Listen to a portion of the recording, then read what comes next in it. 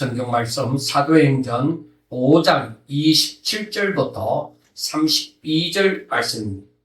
이 당시에 예루살렘에 놀라운 일들이 일어나고 있었습니다. 예수님께서 십자가에 못 박혀 죽으신 후 세상의 권력자들은 이제 모든 것이 끝났다고 생각했습니다. 예수님의 제자들도 흩어졌고 또 예수님이 죽으신 후 무덤에 장사되었는데 무덤은 그 앞에 돌로 막혔고 그리고 경비병까지 세워졌습니다. 이제는 예수님 시대는 끝났다. 종교 지도자들은 그렇게 생각했습니다. 사람의 눈으로 보면은 예수님이 하신 모든 일들이 이제는 실패한 것처럼 보였습니다. 그러나 하나님께서는 이미 다른 일을 시작하고 계셨습니다. 사람들이 예수님은 죽였지만은 하나님께서는 예수님을 다시 살리셨습니다. 제자들이 두려움에 숨어 있었지만은 하나님께서는 그들에게 성령을 보내주셨습니다. 복음을 전할 힘이 없던 사람들이 성령의 권능을 받고 담대히 예수님의 부활을 전하는 자가 되었습니다. 그러므로 하나님의 계획은 예수님의 죽음으로 끝나는 것이 아니겠습니다. 오히려 십자가와 부활을 통해서 구원의 길을 여시고 성령을 보내주셔서 교회를 세우시고 그 교회를 통하여 예루살렘과 온 유대와 사마리아와 땅끝까지 복음을 전하시게 하시는 것이 하나님의 계획이었습니다. 사도행전 5장 12절부터 42절까지의 말씀은 그 하나님의 계획이 어떻게 인간의 방해를 뚫고서 계속 전진하는지를 보여줍니다. 우리가 먼저 1절에서부터 11절 사이에 보면은 아나니아와 삽비라의 사건이 볼 수가 있습니다. 그 사건에서 교회 안에 들어오려고 했던 거짓과 위선은 하나님 앞에 완전히 드러났습니다. 온 교회는 이제 아나니아와 삽비라가 그렇게 죽음으로 말미암아 한편으로는 굉장히 두려워 떨었습니다. 사람들은 교회가 단순한 사람의 모임이 아니라 살아계신 하나님께서 임재하시는 거룩하신 공동체로 오히려 그 두려움은 오히려 그렇게 거룩한 공동체를 생각하게 되어졌습니다. 어쩌면 사람들은 이런 무서운 일이 일어났는데 교회 안에서 사람이 죽는 일이 일어났는데 이제 사람들이 교회를 멀리하지 않을까? 또 교회가 위축되지 않을까? 복음의 역사가 약해지지 않을까 하고 사람들은 생각을 했을 수도 있습니다. 당연히 그렇게 생각할 수 있습니다. 그러나 하나님의 섭리는 사람의 계산하고 달랐습니다. 하나님께서 교회를 정결하게 하신 것은 교회를 무너뜨리기 위함이 아니었습니다. 오히려 교회를 통하여서 그 강한 생명의 역사를 나타내기 위해서입니다. 그래서 그 거짓과 위선이 교회 안에 들어오지 못하도록 하고 난 다음에 사도들을 통하여서 하나님께서는 많은 기적과 표적을 나타내었습니다. 더 강한 생명의 역사를 나타내셨습니다. 병든 사람들이 고침을 받습니다. 더러운 귀신에게 괴로움을 당하던 사람들이 자유함을 얻었습니다. 사람들은 병자들을 침상에 메고 거리로 나와서 베드로가 지나갈 때에 혹시라도 그의 그림자라도 드리워질까 그렇게 바랐습니다. 이것은 베드로라는 사람에게 그 마술적인 능력이 있었기 때문이 아닙니다. 부활하신 예수님께서 성령으로 사도들을 통하여 계속 일하고 계셨기 때문에 사도들이 쓰임을 받는 것입니다. 예수님께서는 하늘나라로 승천하셨지만은 그러나 그 예수님의 역사는 멈추지 않았습니다.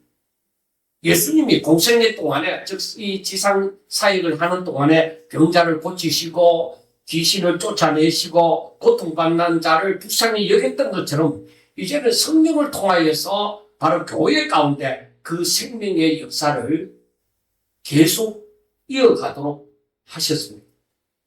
하나님의 계획은 교회를 단순히 말씀만 전하는 집단으로 세우는 것이 아니었습니다.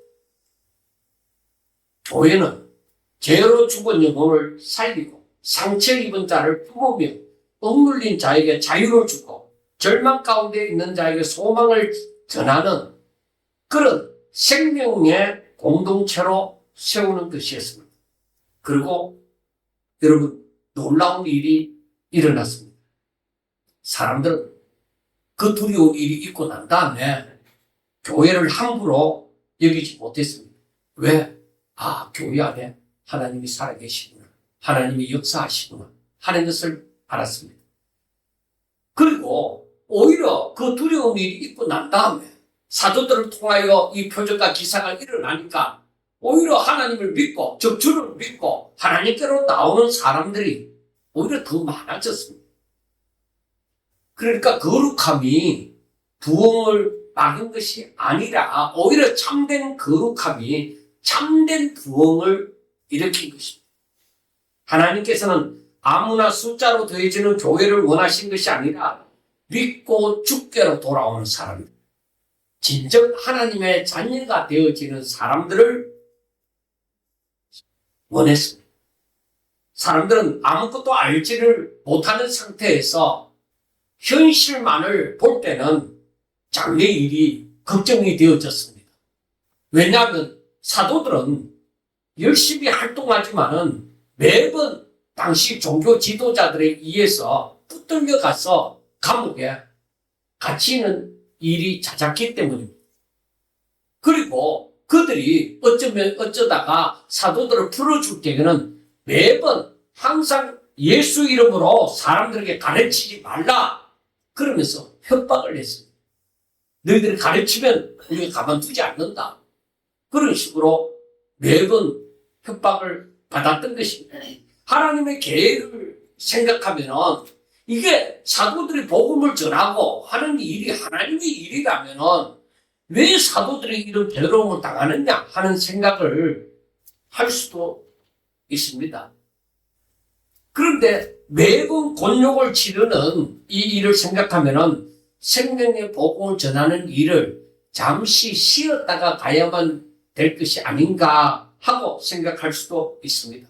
그런데 사도들은 어떻게 했느냐? 사도들은 감옥에서 풀려나서는 항상 성전에서 가르치기를 멈추지 않았습니다. 협박을 받았지만은 그 협박을 무시하고 생명 걸고 복음을 전했습니다. 왜? 그것이 하나님의 명령이기 때문이었습니다. 여러분, 세상을 보세요. 오늘날 우리가 살아가는 세상도 마찬가지입니다. 힘 있는 자들이 큰 소리를 지릅니다. 돈이 있고 지식이 있고 권력이 있는 사람들이 갑이 되어집니다. 그리고 힘없는 사람들은 저들의 마음에 들지 않는다로 말미암아 붙들려 가기도 합니다. 때로는 그들에게 죄를 덮어 씌워서 잡아 가두기도 합니다. 온 세상이 이것을 볼 때에 온 세상이 저들의 세상으로 돌아갈 것만 같습니다. 그러나 믿음을 가지고 또 우리가 성경을 읽고 듣고 또 묵상하는 우리들은 세상을 잘 보아야 합니다. 이게 바로 영안이 열려지는 거예요. 다르게 신비하게 신혼이면 천사가 나타나고 눈에 그게 영안이 열려지는 게 아니라 그거는 일도 있지만은 진짜는 이 성경을 통하여서 세상을 바라볼 때에 하나님이 어떻게 역사하신다는 것을 깨달아지는 거. 그게 지각이 열려지고 또 보여지는 거. 이게 영안이 열려지는 것입니다. 세상은 지금 힘 있는 자들의 그 욕심을 따라서 움직이는 것이 아니라 하나님의 계획을 따라 하나님이 승리하여 가시고 있는 것입니다. 지금 아무리 이란하고 미국하고 전쟁, 이스라엘과의 전쟁, 또 우크라이나와 또 러시아와의 전쟁, 이 모든 것이 사람의 욕심에 의해서 생겨졌다 할지라도 그 가운데는 하나님이 계십니다. 절대로 저들이 하나님의 뜻을 벗어나지 못합니다. 그래서 우리가 성경을 보면서 그 일어난 일들을 바라봐야 되는, 앞으로 이 일이 어떻게 되겠느냐, 그걸 볼 줄 아셔야만 되는 것입니다. 세상은 지금까지 이렇게 사람에 의해서 움직여 온 것이 아니라 하나님의 절대적인 주권 가운데서 하나님께서 말씀하심을 따라 하나님의 뜻대로 지금 이 세상이 그대로 진행이 되어져 왔다는 것입니다. 그러므로 우리는 항상 세상을 보면서 지금 하나님께서 무엇을 위하여 지금 이 일을 일으키셨는가? 왜 이 자연의 현상, 기후변화, 지진, 이렇게 또 기근, 가뭄, 왜 이런 일들을 하나님께서 지금 이렇게 일으키시는가? 그거는 한순간에 한 지역의 문제이기도 하지만은 어떻게 보면 전체적으로 하나님이 만드신 그 만물을 바라볼 때는 하나님께서 여기에 분명히 뜻이 계신다는 것을 우리는 알아야만 합니다. 오늘 본문의 배경도 12절에서 42절까지 말씀을 잘 보셔야 합니다. 사탄은 복음이 전파되어지는 것을 보고만 있지 못하므로 교회 내부에 거짓을 그리고 윗선을 집어넣으려고 하다가 실패했습니다. 사단은 아담과 하와가 하나님의 말씀을 듣고 에덴 동산에서 잘 사는 것이 싫었습니다. 그리고 그것을 보면서 성경을 가만히 보면은 사단의 역사가 사람들이 하나님 앞으로 나아가고 하나님 뜻대로 사는 것을 사단이 싫어해서 얼마나 이 복음 전하는 것을 대적하는지 모릅니다. 그래서 시대마다 복음 전하는 자를 감옥에 가두고 또 순교당하도록 만들고 그런 일이 있습니다. 그리고 우리가 새벽마다 욥기서를 보지만은 욥기서에서도 마찬가지입니다. 사단은 이 욥이 하나님을 잘 믿는 것을 싫어합니다. 그래서 최대한도로 욥을 별의별 수단을 다 동원해서 욥을 무너뜨리고자 합니다. 그게 사단이 하고 싶은 짓입니다. 오늘날에도 마찬가지입니다. 하나님 뜻대로 살고자 하는 사람을 어떻게 해서든 세상의 힘으로, 사람들의 욕심으로, 인간의 생각으로 그 사람을 무너뜨리고자 합니다. 그래야 하나님 뜻이 안 이루어지니까. 그래서 여기에서 보면은 이 사탄은 사도행전 5장에서도 아나니아와 삽비라를 통해서 거짓과 위선을 교회 안에 집어넣으려고 하다가 실패를 했잖아요. 그리고 이번에는 사도들을 통하여서 표적과 기사가 일어나니까 그리고 백성들의 시선이 사도들에게로 향하게 되고 그들이 예수님을 알아가게 되니까 이게 싫거든. 그 싫으면은 힘이 있는 사람들은 어떻게 합니까? 저들을 잡아가두라. 그러니까 세상은 힘이 있으면 그 힘을 가지고 그 사람들을 억압을 하는 거지.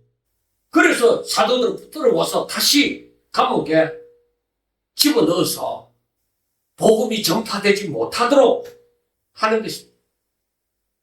그래서 사탄은 세상의 힘을 가지고서 이 복음을 막으려고 하는 것입니다. 그리고 우리가 가만히 보면 이 당시에 얼마나 많은 사람들이 의술이 발달되어지지 않는 가운데서 얼마나 병으로 많이 고통을 받았겠습니까? 그래서 우리가 알아야 되는 것이 그때 당시에 고통을 받을 당시에 역사가 일어나는 것이 무엇이냐? 병고치유 역사. 우리나라에 복음이 전하여질 때 그때 당시만 해도 누가 병원 의료 혜택을 얼마나 받았겠습니까? 많이 받지 못했습니다. 그리고 지금은 의료보험이 잘 되어져 있어서 병원에 가면 차고 넘치잖아요.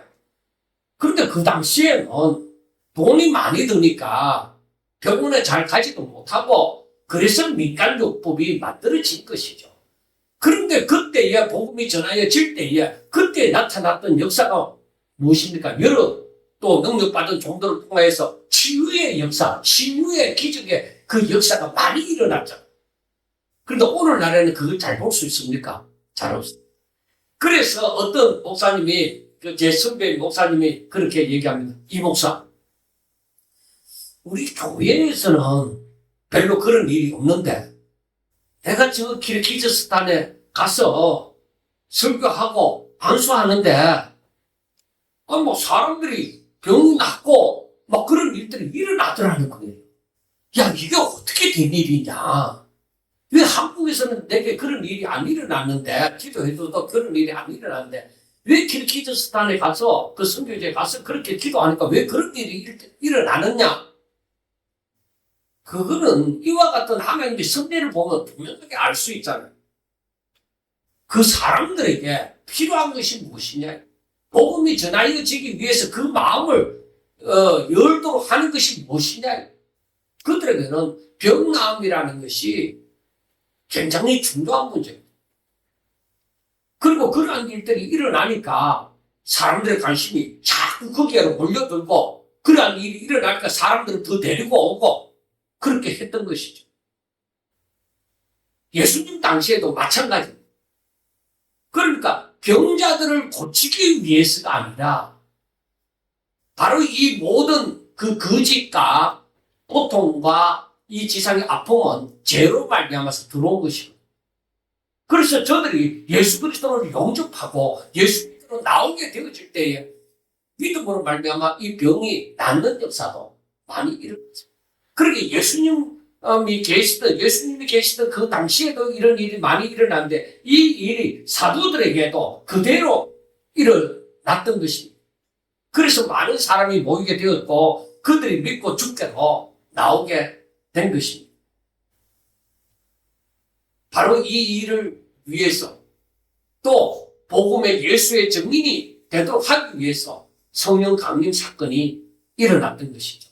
그래서 성령 강림 사건을 거기에서 예수님이 하신 말씀을 보면은 너희들이 권능을 받고 바로 예루살렘과 온 유대와 사마리아와 땅끝까지 이르러 내 증인이 되라. 그게 목적이에요. 병 고치라, 귀신 내쫓아라. 이게 아니라 그 모든 것은 다 가지에 해당되는 겁니다.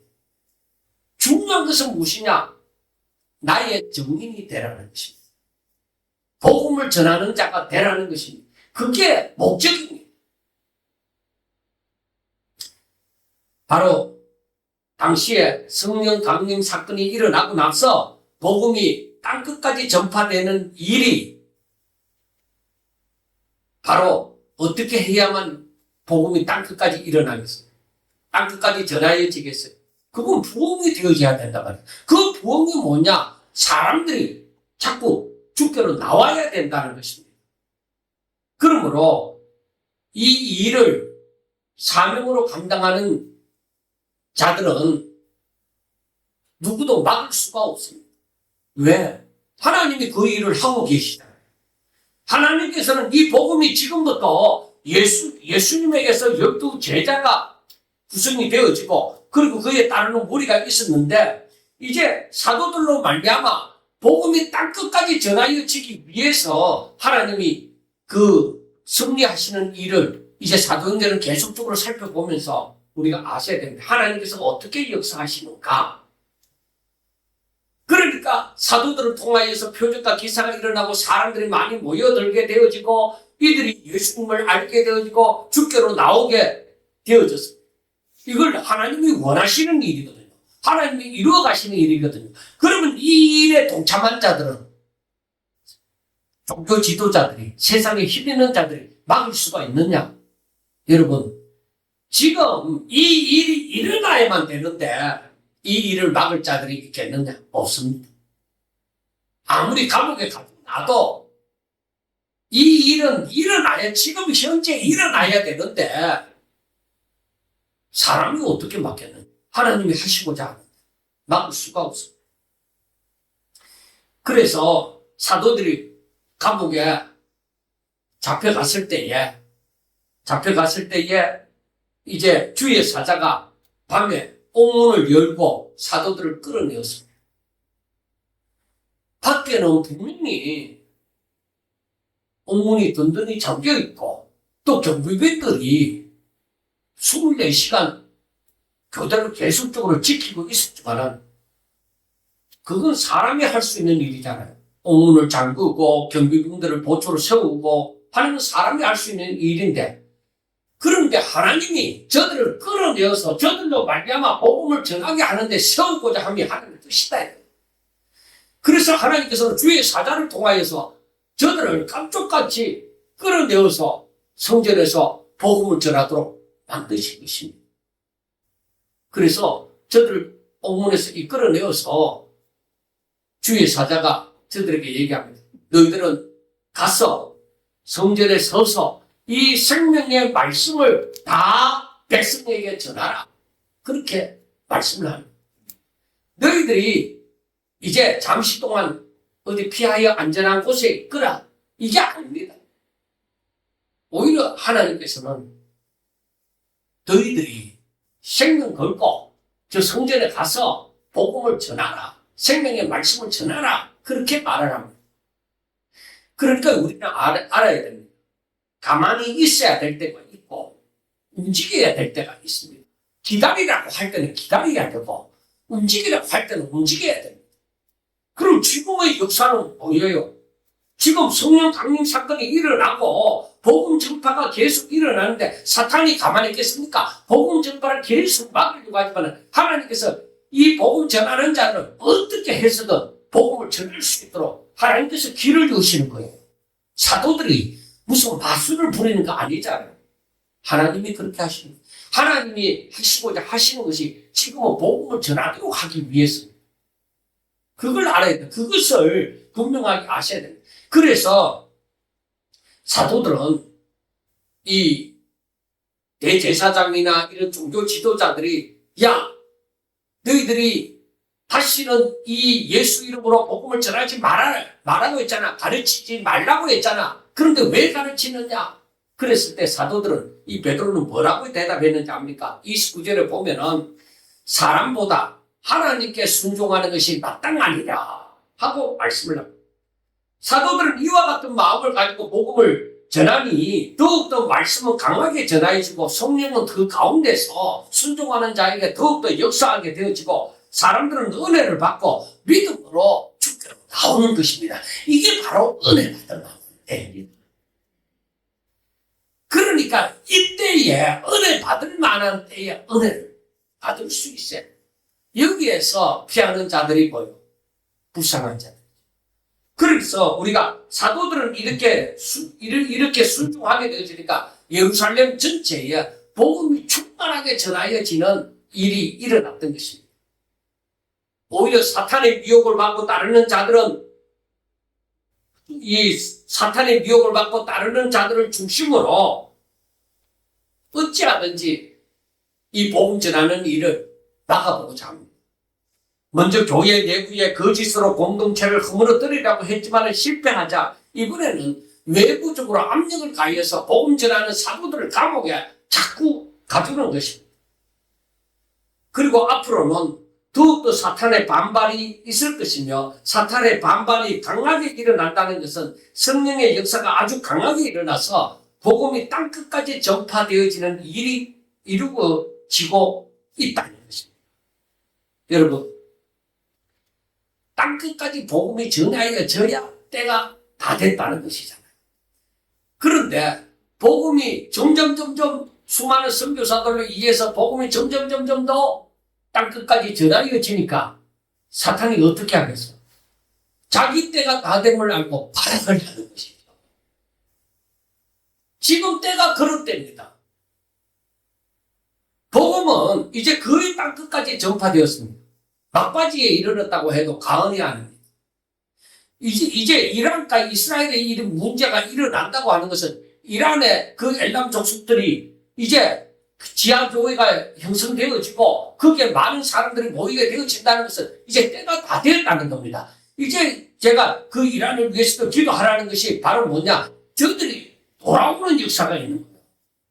돌아오는 역사가 이제 일어나기 시작한다는 것이죠. 지하교회가 형성되어지고 거기에 예수 믿는 사람이 많아지게 되어지고 이스라엘 사람들도 이제는 유대인인데 미국 가서 유대인인데 자기가 예수님을 영접하고 이 유대인들이 전하는 이 성경 말씀이 틀렸다는 걸 알고 같은 유대인에게 가서 당신은 이 유대인의 그 잘못된 그 전함에 대해서 반박을 하는 것이죠.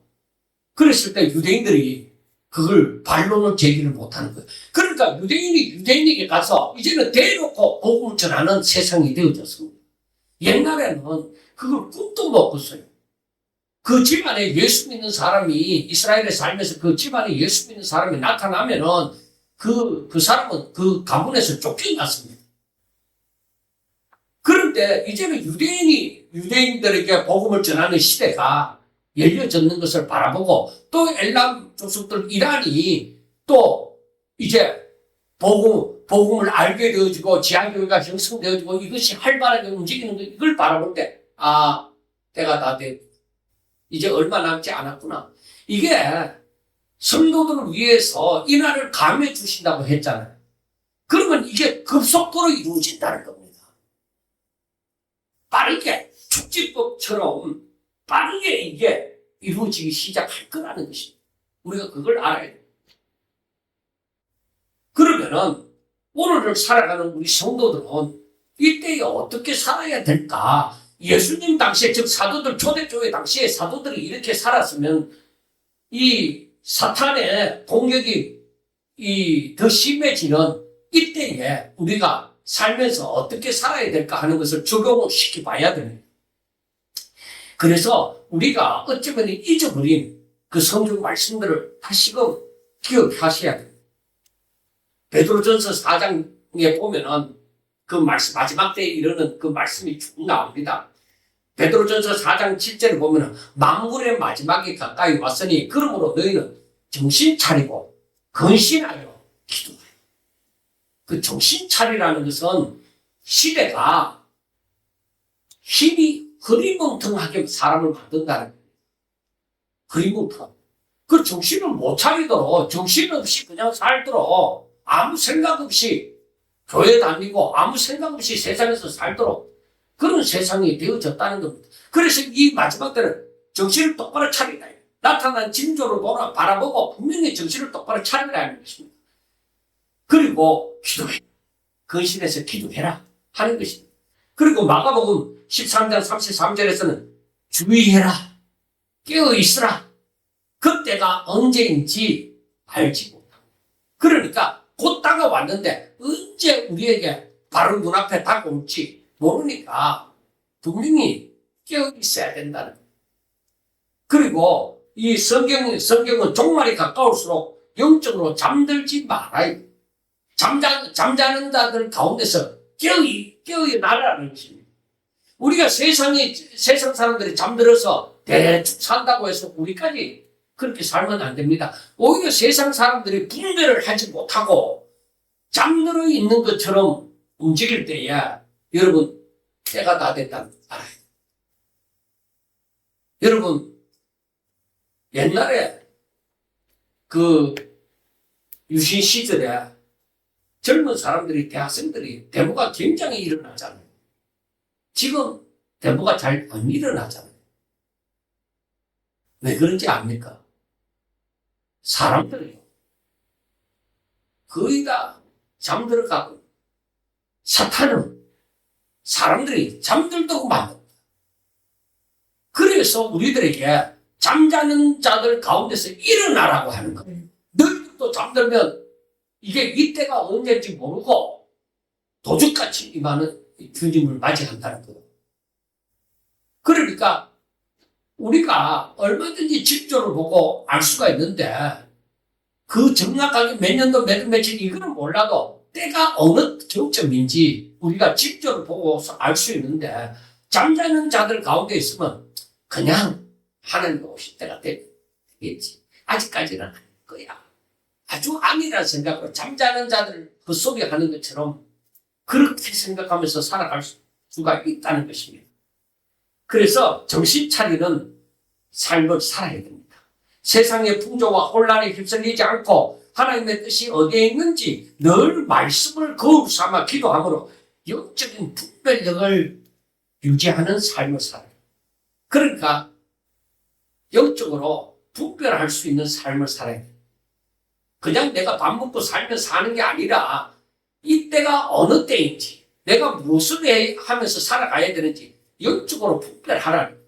성령을 다 보내주셨기 때문에 예수 그리스도를 영접한 자들에게는 성령이 그 가운데 거하신단 말이에요. 그렇기 때문에 영적으로 분별할 수 있도록 하라는 것입니다. 그리고 베드로전서 4장 8절에서 9절을 보면은 무엇보다도 뜨겁게 사랑할지니 사랑은 거대한 죄를 덮느니라 서로 대접하기를 원망없이 하라.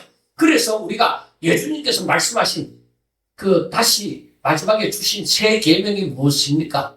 너희들 서로 사랑하라. 내가 너희들을 사랑한 것 같이 너희들도 그렇게 서로 사랑하라는 것입니다. 이게 바로 뜨겁게 사랑하는 거예요. 예수님과 같이 사랑하는 거예요. 이게 뜨겁게 사랑하는 거예요. 여러분,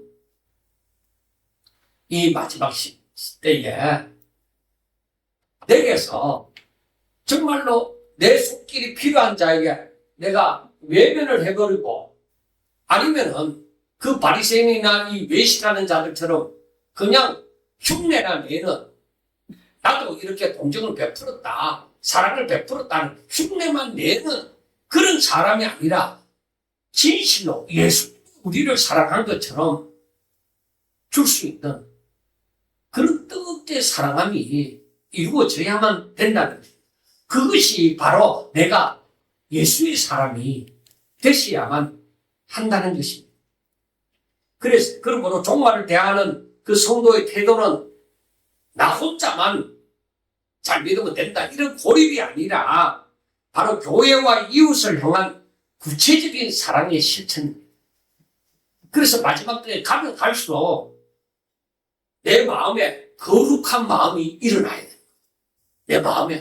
내 마음속에 나는 남은 생애를 이렇게 살 거야. 여러분, 우리가 나이가 들어가 보지만은 가면서 내 의지가 약해지는 거 느끼잖아요. 왜? 정신적으로도 많이 잊어버리고 또 힘도 없고 그리고 내가 할 수 있는 그런 또 자꾸 줄어들고 그러니까 되는 대로 살아갈 수가 너무나도 많습니다. 그러나 우리는 분명하게 아셔야 되는 거예요. 내가 이 남은 생애를 어떻게 살 것인가? 어떻게 살 것인가? 이걸 분명하게 깨달아야 됩니다. 왜냐하면 여러분들 보세요. 구원은 내 부인이 잘 믿으면 남편은 저절로 구원받습니까?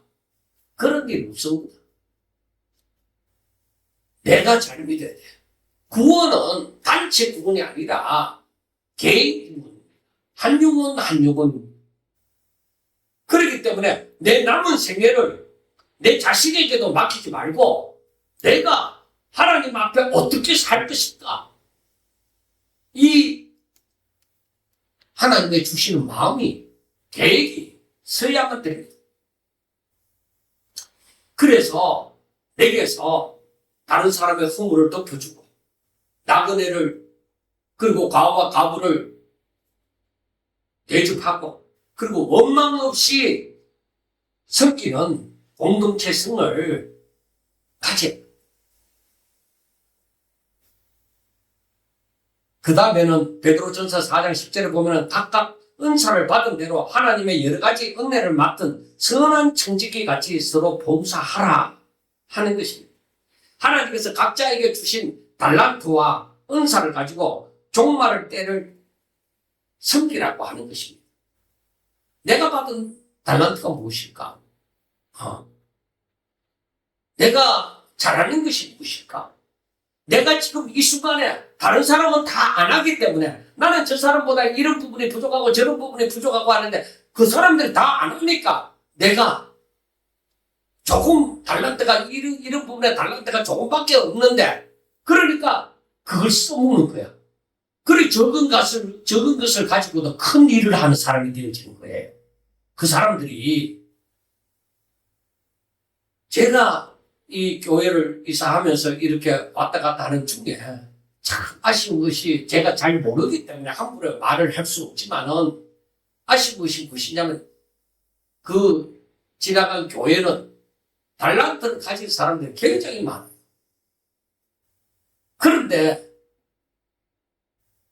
일을 잘 안 한다 이거죠. 제가 볼 때는 얼마든지 할 수 있는 건데 오히려 적은 것을 해놓고 크게 드러내는 그런 입장이 되어지는 것 같았습니다. 그냥 제가 보기에. 그래서 제가 마음이 참 안타깝다 그런 생각을 했습니다.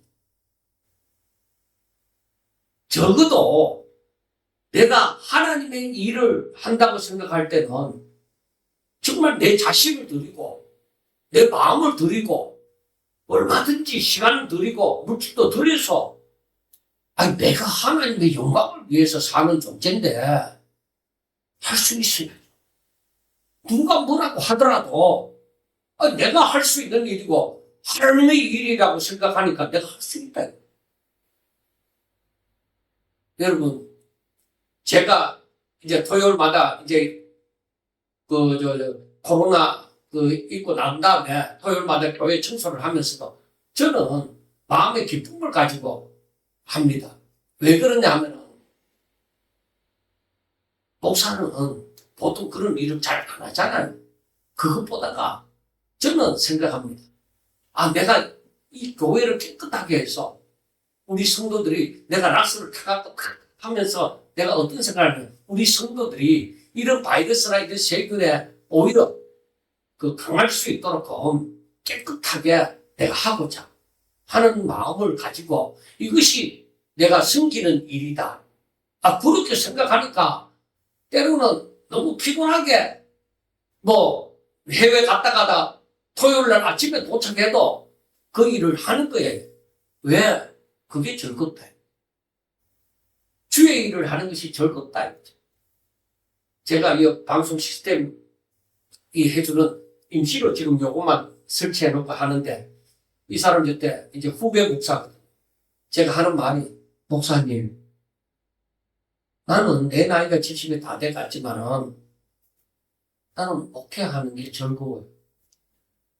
오히려 바쁘지만은 설교를 말씀을 연구하고 이렇게 바쁘게 이렇게 하는 것이 나는 즐거워요. 건강만 있으면 나는 끝까지 진짜 이 일을 하다가 내가 살다 가면은 나는 그것이 내 기쁨이 될 것 같아.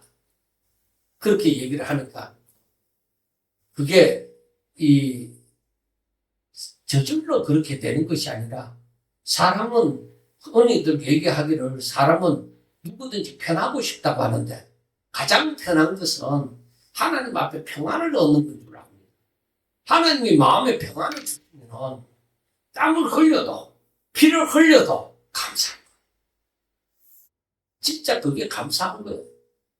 제가 캄보디아 가서 애들 가마솥 3개 걸어놓고 젖은 나무를 떼니까 연기는 막 차오르고 막 더워갖고 선풍기를 틀면 연기가 또 온 사방에 다 피니까 한쪽으로만 안 가고 다 막 온 사방에 연기 범벅이 되니까 선풍기도 못 트니까 머리끝에서 발끝까지 완전히 땀으로 범벅이 되어져서 옷이 나중에는 다 젖어버렸습니다. 그런데도 감사한 것은 이게 주의 일이라고 생각하니까 섬기는 일이라고 생각하니까 그것이 너무 감사한 거예요. 그러니까 돈을 써서 그렇게 하더라도 누가 거기에 대한 대가를 어떤 사람이 내게 주지 않는다 하더라도 그게 무슨 문제냐. 이게 주의 일이니까. 여러분, 그러니까 자기가 받은 달란트를 가지고 섬길 수 있다는 것만 해도 그건 감사한 일이에요. 우리는 하나님의 영광을 위하여 사는 존재예요. 어찌하면 내가 주의 일에 쓰임을 받을 수 있을까? 마지막 때는 그게 있습니다. 내가 어떻게 하면 하나님 일에 내가 동참할 수 있을까?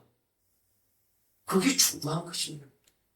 여러분, 주님이 언제 오실지 모른다는 핑계로 일상을 포기하는 시한부 종말론을 전개하고 오히려 자신에게 맡겨진 직분, 가정, 일터 선교의 자리에서 선한 청지기로서 최선을 다하는 그런 삶을 사는 사람이 행복한 사람이에요. 거기에 하나님의 역사가 있습니다. 그 사람의 기도를 하나님이 외면하지 않습니다. 베드로전서 4장 12절과 13절에 보면은 너희를 연단하려고 오는 불시험을 이상한 일을 당하는 것 같이 이상히 여기지 말고 오히려 너희가 그리스도의 고난에 참여하는 것으로 즐거워하라. 이는 그의 영광을 나타냈을 때 너희로 즐거워하고 기뻐하게 하려 합니다.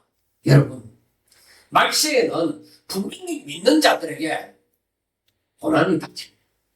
욥처럼 억울함도 닥칩니다. 내 믿음 때문에, 내가 믿음으로 사는 것 때문에 시련과 고난이 찾아올 수 있습니다. 그런데 성경은 뭐라고 하는지 압니까? 이걸 이상하게 생각하지 마라.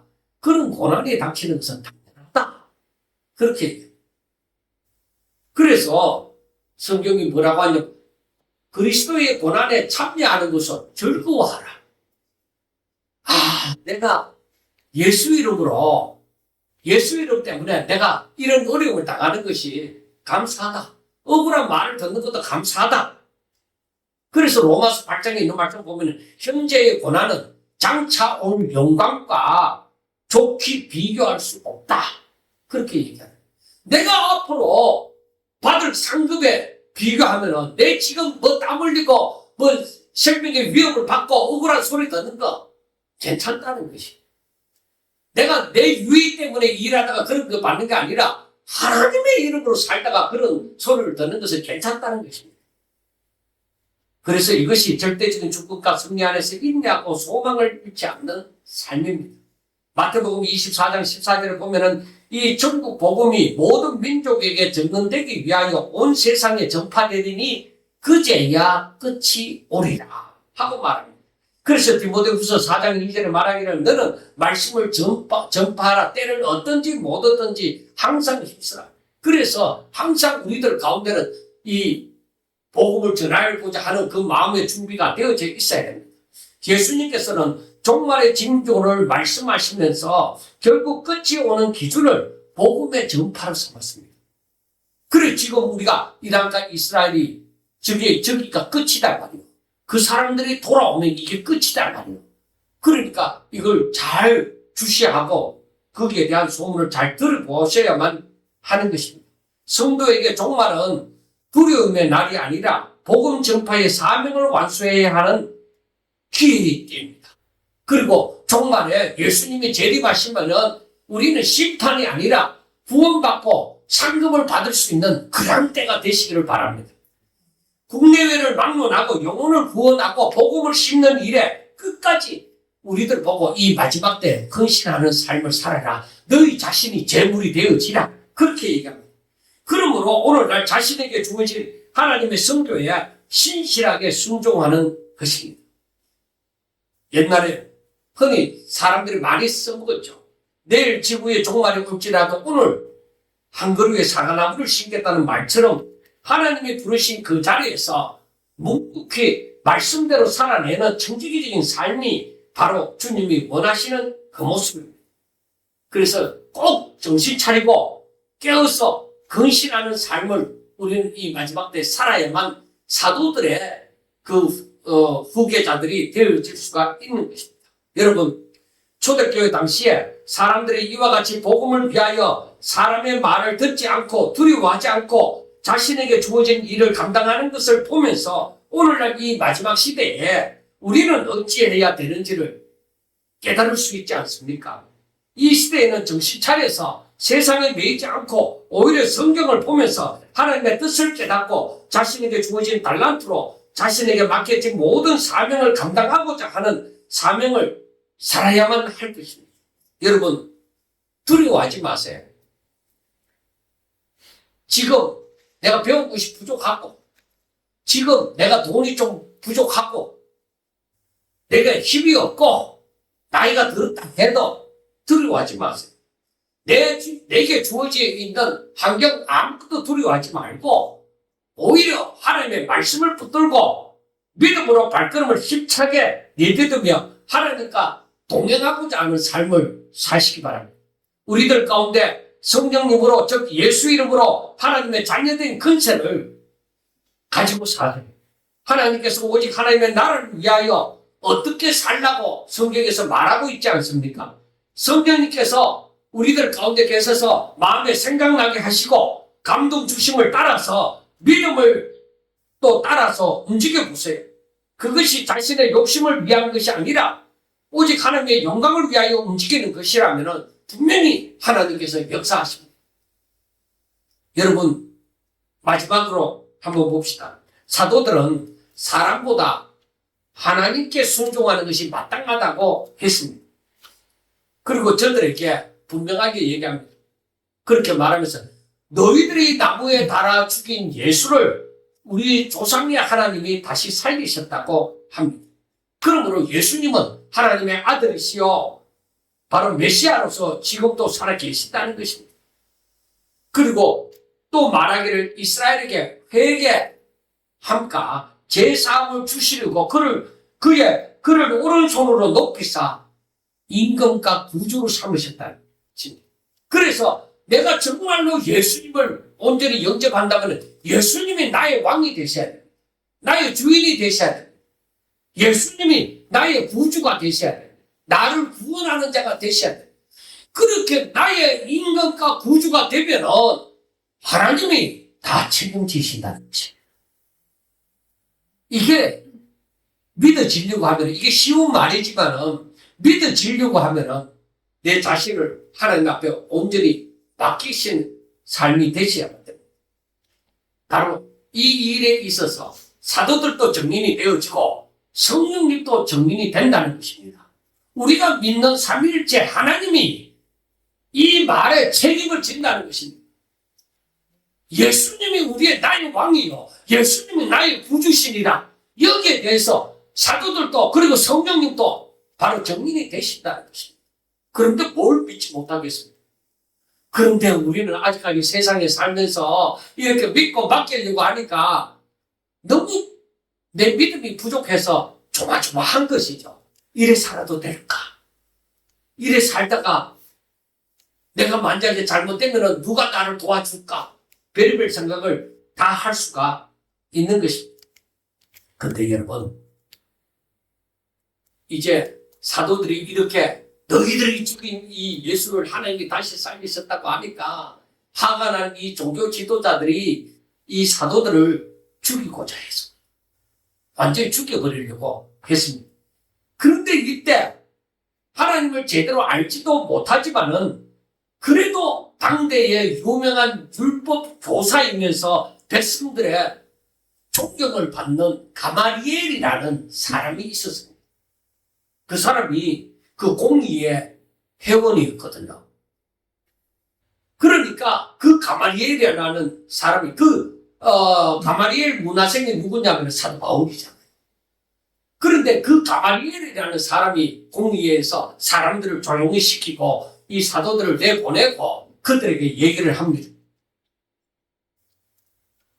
만약에 이 일이 사람에게로부터 났으면은 사람의 욕심으로 예수라는 사람이 자기 뜻을 이루기 위해서 이 일을 한 것이라면은 과거에 이와 같이 일어났던 사람들 몇 명 있지 않느냐? 그들을 따라다니는 사람이 400명이 되고 몇 명이 되고 해서 조금 분란이 있었는데 그 뜻이 사람으로부터 말미암았으니까 그게 다 사라지지 않았더냐? 그래 예수로부터 일어나는 이 일이 사람의 뜻이라면 이거 사라질 것이다. 그러나 만일에 하나님께로부터 나온 일이라면 이건 절대로 사라지지 않는다. 그리고 오히려 너희들이 하나님을 대적하는 꼴이 되어져 버린다. 그러므로 이들을 죽이는 것이 합당하지 않다고 얘기를 하는 것입니다. 그러니까 이 종교 지도자들이 이 가마리엘이라는 사람이 율법 교사이고 당대 유명한 사람이고 백성들의 존경을 받던 사람이 그런 말을 하니까 이제 종교 지도자들이 그의 말을 들어보니까 그렇거든요. 그래서 이제 그냥 내보낼 수는 없고 사도들을 불러다가 저들을 채찍질한 거. 채찍질하면서 다시는 예수의 이름으로 가르치지 말라고 또 협박을 하면서 내보냈던 것입니다. 여러분, 이들은 순교를 당할 때는 분명히 죽는데 왜 이때에 살았겠느냐. 여러분, 그것도 아셔야 돼요. 사람이 일해야 될 때가 있고 이제 숨을 거두고 갈 때가 있습니다. 아직까지는 이들이 일해야 되거든요. 아직까지 순교 당할 때가 아니거든요.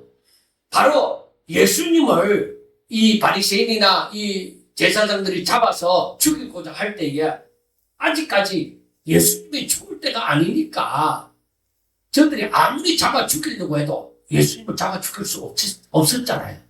그런데 때가 되어서는 예수님이 스스로 자신을 내어주게 되잖아요. 이 사도들도 아직까지는 복음을 전해야 되는 거예요. 그러니까 사도들은 이미 하나님 앞에 자신을 드린 사람이다. 이 말. 그러니까 그 종교 지도자들이 이 사도들을 죽이고자 할지라도 죽이지 못하는 거예요. 오히려 고난과 협박과 이런 핍박을 가할 수는 있어도 저들을 죽일 수는 없었습니다. 그런데 이 사도들이 오직 예수 이름을 위하여 이 능력받는 일에, 그러니까 내가 예수 이름 때문에 이런 고난을 받는 것을 오히려 기뻐했다. 우리들도 그 수준까지 올라가야 돼. 내가 예수 이름 때문에 억울한 소리를 듣고 예수 이름 때문에 억울한 일을 당하고 예수 이름 때문에 손해도 보고 예수 이름 때문에 모든 것을 양보해야 되고 그것을 기뻐할 수 있는 단계까지 가야 돼. 내가 못났어가 아니라 부족해서가 아니라 내가 예수 이름 때문에 내가 이런 일을 만났다 하는 것은 하나님이 나를 쓰시고 계신다. 그 사람들은, 나를 이용하는 사람들은, 그 사람들은 자기들 멋대로 자기들이 오히려 똑똑해서 그랬다 이럴지 모르지만은 안 그렇습니다. 내가 예수 이름 때문에 내가 알지만은 그렇게 했다. 그게 중요한 거예요. 여러분, 이게 바로 예수 이름으로 사는 거예요. 이렇게 살게 되어질 때에 내 마음에 기쁨이 있고 내 마음에 평안이 있고 이때에 우리 주님이 함께 하시는 거예요. 이게 바로 하나님의 인지가 나타나는 거예요. 여러분, 우리 자신을 하나님 앞에 드리고 하나님의 뜻에 내 자신을 맡기고 내가 오직 하나님의 영광을 위하여 살아갈 때 여러분 그때의 기도 힘이 있습니다.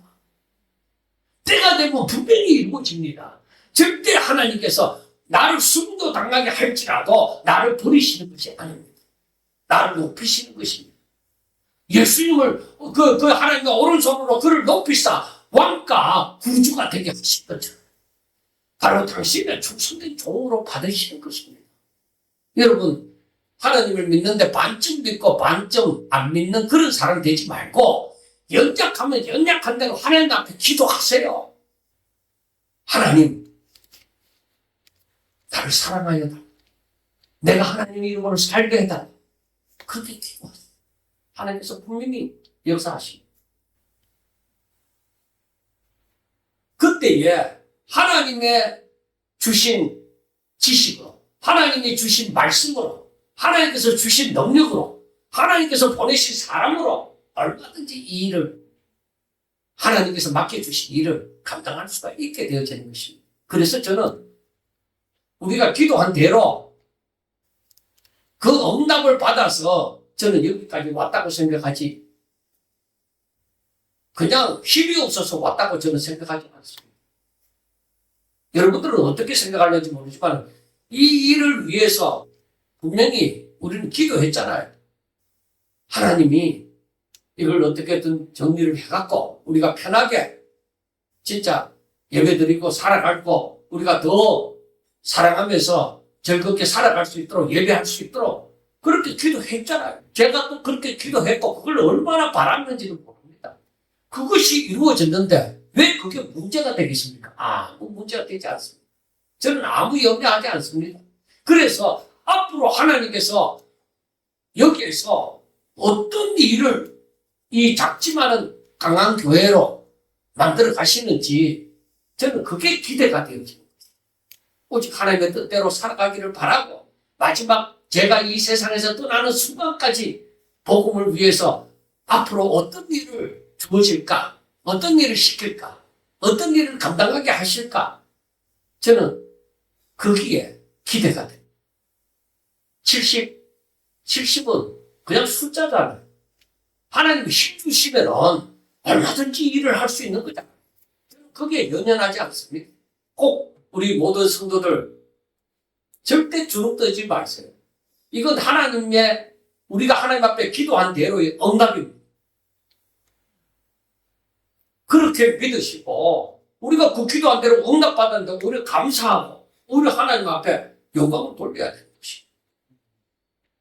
그리고 앞으로 하나님께서 여기에 응답하셨다면 앞으로 우리의 기도에 얼마나 더 응답하시겠느냐. 그래서 우리 자신을 하나님 앞에 드림으로 하나님께서 앞으로 더 큰 일을 하실 것을 기대하면서 우리 눈으로 하나님이 살아 역사하시는 것을 우리 눈으로 목도하면서 더 크게 하나님 앞에 기뻐하고 즐거워하는 삶이 되시기를 주의 이름으로 축원합니다.